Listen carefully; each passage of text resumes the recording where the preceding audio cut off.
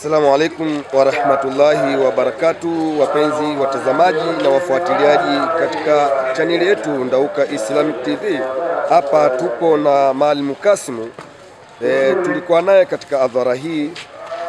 Maalim Kasimu, hebu tueleze katika adhara hii, katika uitikiaji wa waumini wa dini ya Kiislamu upande wa kina baba, uitikiaji wake umekuwaje? Assalamu alaikum wa rahmatullahi wa barakatuh. Wa alaikum salam wa rahmatullahi wa barakatuh. Kwa ujumla, alhamdulillah, tunashukuru Allah subhanahu wa ta'ala kwa upande wa mwitikio wa Waislamu kuhusiana na hii hadhara. Tunamshukuru Allah subhanahu wa ta'ala kwenye yale makadirio yetu ambayo tuliyadhani kwenye 100% kwa namna ambavyo tuliweza kubudget namna ya watu. Sisi tunasema tumepata mafanikio yaliyo ziada ya dhana yetu. Shukrani. Na unawaeleza nini wale waumini wa dini ya Kiislamu na wasiokuwa Waislamu katika swala la kumcha Mwenyezi Mungu Subhanahu wa Ta'ala, ambao waliokuwa wamejisahau kabisa, wanajishughulisha tu na shughuli mbalimbali za kidunia, hawataki kumjua Mwenyezi Mungu Allahu Azza wa Jalla?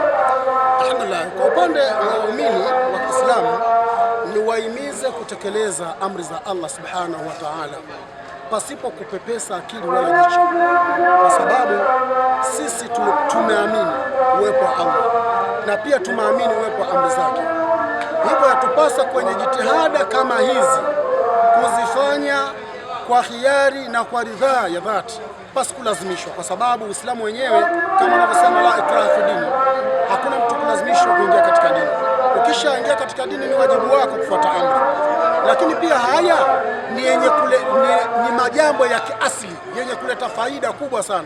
Jamii yenye utulivu, jamii yenye kuelewana, jamii yenye kusikilizana, huwa ni pale inapokuwa na hofu ya Mungu na sio namna nyingine.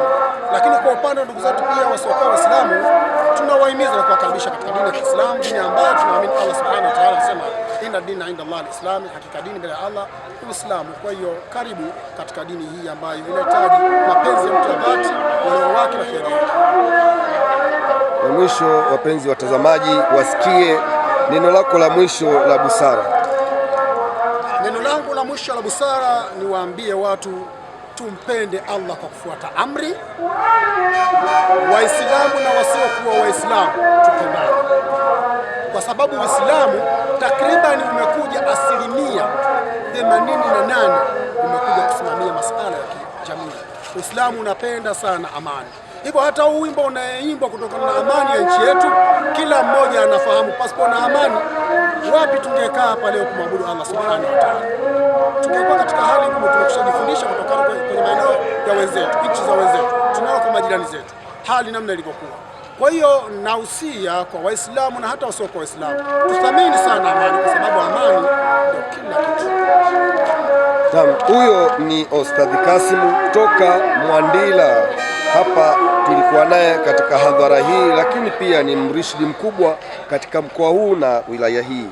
Wabillahi tawfiki, wassalamu alaikum wa rahmatullahi wa barakatuh. Ndauka TV, elimu kwanza.